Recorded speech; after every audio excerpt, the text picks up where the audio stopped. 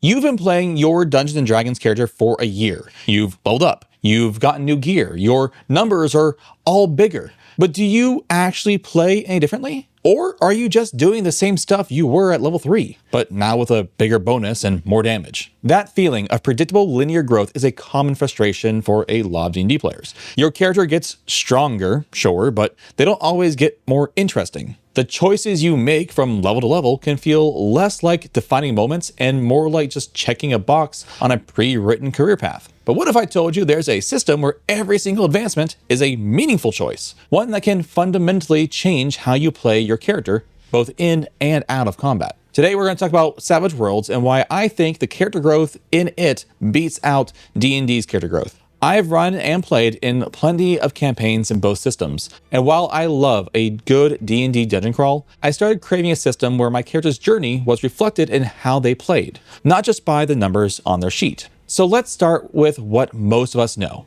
Dungeons & Dragons 5th edition. Progression is built on that iconic foundation of classes and levels. You pick a class like fighter or wizard, and as you get experience, you go up in level and unlock predetermined sets of new features. A barbarian's rage damage goes up. A rogue's sneak attack adds another d6. A wizard gets their next level of spells. This is what many people refer to as vertical advancement. Think of your character growth like a tall, narrow spike. You're getting higher and higher, more and more powerful, but your foundation is still the same. Your core gameplay loop, the main thing you do in combat, rarely changes. A level 11 fighter with 3 attacks is still just a more effective version of a level 1 fighter with 1. The core decision is the same.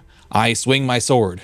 Their ability to solve problems outside of combat might get better with a higher skill bonus, but they rarely get new ways of solving problems that aren't tied directly to that narrow class identity. It creates a sense of predictability.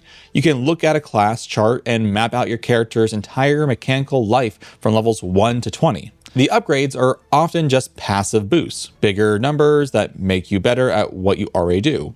Unless you want to wrestle with multi-classing or the optional feat rules, your character growth is locked on a railway track, moving in one direction. It's an excellent system for telling stories about heroes destined for greatness, but it can leave you feeling like your choices don't really define your character's journey. All right, so how does Savage Worlds fix this? The system's whole philosophy is fast, furious fun, and its advancement system is a massive part of that. Savage Worlds is a classless system. After a session or a big story beat, the GM can give you an advance. You spend these advances like a currency to improve your character. You can use an advance to raise one of your core attributes, like strength or smarts. You can use it to bump a couple of skills, or you can use it to buy an edge. If D&D's growth is a tall spire, Savage Worlds is a wide pyramid. This is horizontal advancement. Instead of just getting taller, you can also get more broad. You're adding new tools to your toolbox, gaining new tactical options, or expanding what your character can do in ways that aren't stuck in a class description. The goal isn't just to be a more powerful version of what you were.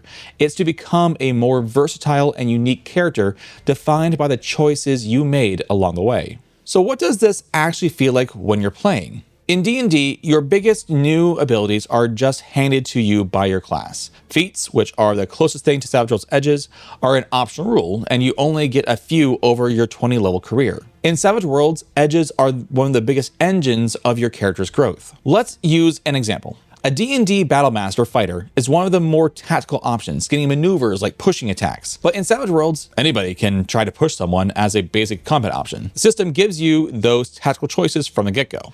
An edge is something special on top of that. Imagine your D&D fighter hits level 5 and gets extra attack. It's a great power boost, but it's a passive one. Their turn boils down to I attack, and I attack again. There's no new choice to make in the moment. Now think about a Savage Worlds character. They could decide to take the Mighty Blow edge. This is an edge that says when you draw a Joker on your initiative card, you get to double the total damage of your first successful fighting attack this round. This isn't a choice you make every turn, but a character building choice that creates an incredible explosive moment of power when fate smiles upon you. Or for a more active choice, they could take the counterattack edge, which lets them get an immediate free attack against any enemy that misses them. This totally changes how they play defense and makes enemies think twice about even trying to hit them. These aren't passive number increases. They're active tactical abilities or dramatic tide-turning moments that create new choices and experiences. You're not just getting better at what you do, you're getting an entirely new thing to do.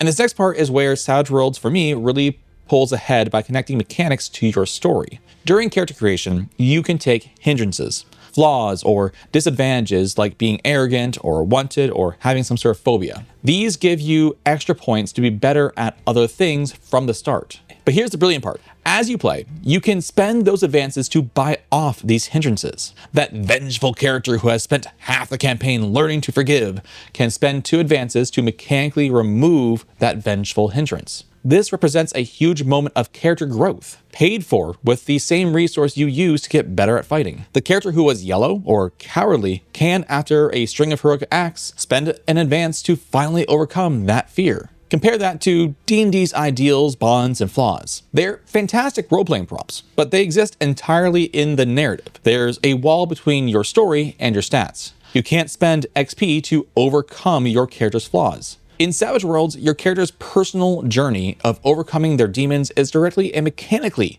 tied to their progression. Now, because Savage Worlds is classless, you're never locked into one path. You want to play a paladin? Go for it. Take the fighting and faith skills, pick an edge like Holy Warrior to do more damage to evil, and grab the healing power. But if halfway through the campaign, your paladin needs to learn engineering to build defenses for a town, they can just start putting advances into the repair and science skills. No clunky multi-classing needed. This freedom lets your character evolve with the story. If your swashbuckling rogue finds a magical artifact that awakens a strange power, they can start investing in an arcane background edge. Your character sheet becomes a living document of their experiences, not just a rigid template you picked at level 1. This horizontal growth also keeps the game balanced. In D&D, high-level characters can become almost godlike, warping the entire game. In Savage Worlds, the power curve is much flatter. Even a legendary hero has to respect a handful of goblins, because a lucky shot can still take anyone down. This keeps fights fast, dangerous, and interesting at every rank of play. I can hear a very fair counter-argument, but I like D&D's classes. The fantasy of being a druid or a warlock is the whole point. And that's absolutely true. D&D's classes are iconic for a reason, but Savage Worlds isn't stopping you from playing those archetypes. It's about letting you build them your way. You could absolutely make a classic druid by taking an arcane background, the Beastmaster Edge for an elf companion, and powers with nature-themed effects. The difference is your druid won't be identical to every other one. Maybe your druid is also a tough brawler with a high fighting skill. Perhaps they're a scholar who knows ancient history. You assemble the archetype from a collection of parts rather than being handed a complete package. It lets you build the classic fantasy, but with a personal twist that reflects your character. So what's the takeaway here? While D&D provides a powerful and epic path to heroism, it's a straight one. Savage Worlds offers growth that is wide, not just tall. It gives you meaningful choices with its deep edge system, letting you build new tactical options with every single advance. It connects your character's story to their stats by letting them mechanically overcome their own flaws. And its classless design gives you the ultimate freedom to build a character that is truly, uniquely yours, and let them change organically with the story. Of course, D&D is still a fantastic game and the right choice if you want that specific brand of high fantasy zero-to-hero power trip. But for players and GMs who crave dynamic growth, meaningful choices at every step, and characters that evolve in genuinely surprising ways, Savage Worlds, in my opinion, is a superior choice for character growth. So tell me, what are your favorite moments of character growth in any TTRPG? Was it overcoming a flaw or gaining a new ability that completely changed how you played? Let me know in the comments below. And if you want to learn more about character creation in Savage Worlds, you can take a look at this video right here.